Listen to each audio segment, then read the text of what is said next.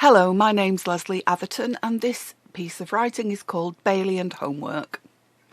I don't feel like it. I never feel like it. Why would anyone prefer to do the homework when they could just lie on the bed and listen to Death Zone?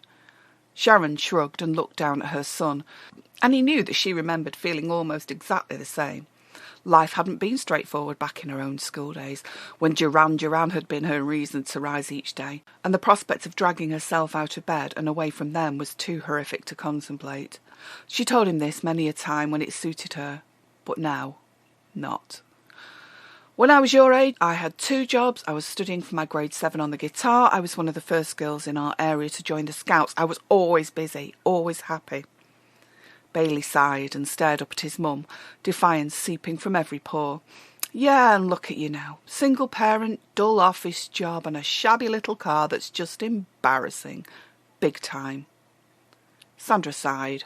Do you think that much of me? No, I think less than that. With this nasty comment, Bailey turned to one side and faced the wall, away from his mum. Only barely maintaining his composure, he sighed deeply. Sandra spoke again. So why can't you or won't you do your homework at this moment? I can't and won't do my homework owing to the fact that I've already done my homework. What subjects? English, design, tech, computers. Bailey turned to face her again. Show me. Hands on hip stance. Bailey knew she wasn't buying it at all. Show me. His mum pursed her lips at him. I've handed it in. Oh yeah? Yes, yesterday and today. I don't believe you. Well, it's true. As if to emphasise the point, Bailey span himself round on the bed and struggled to sit upright, all in one less than fluid movement. You never believe anything I say. He struck his preferred post of both defiance and hurt little boy now. Why do you hate me so much? I bet you wish I'd never been born. Bailey knew his mum was used to this. He came out with it once every few days.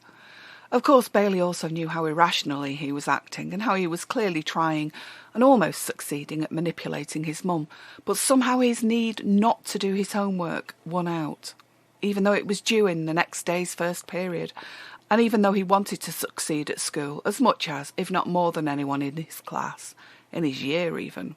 Somehow something compelled him on.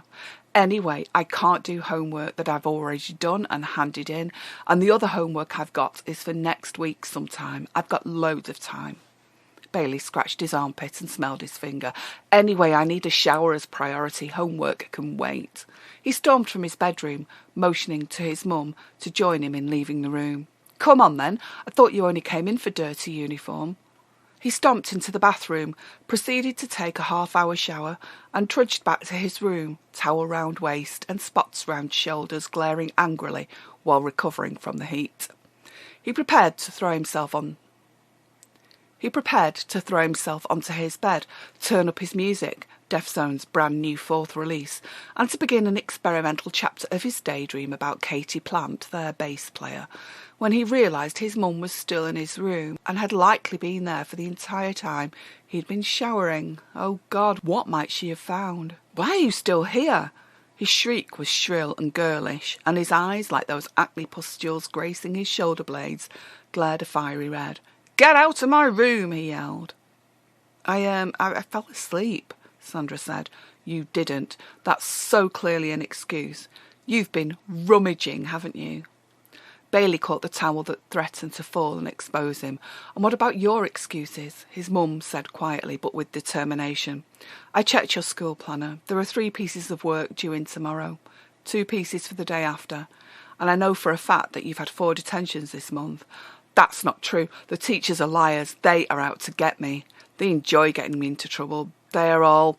For God's sake, shut up, Bailey. Put your terrible music on, get out your books and start writing. In the end, the argument-like conversation with his mum had taken him much longer than would the homework he'd been procrastinating about. He was grateful that his mum hadn't snooped even more, given that there were 3 bags of MDMA in his sock drawer, a replica handgun behind his T-shirts, and near enough half a kilo of weed, triple-wrapped and stashed in a Tupperware pot at the back of his wardrobe. Let her think he was a typical procrastinating teen.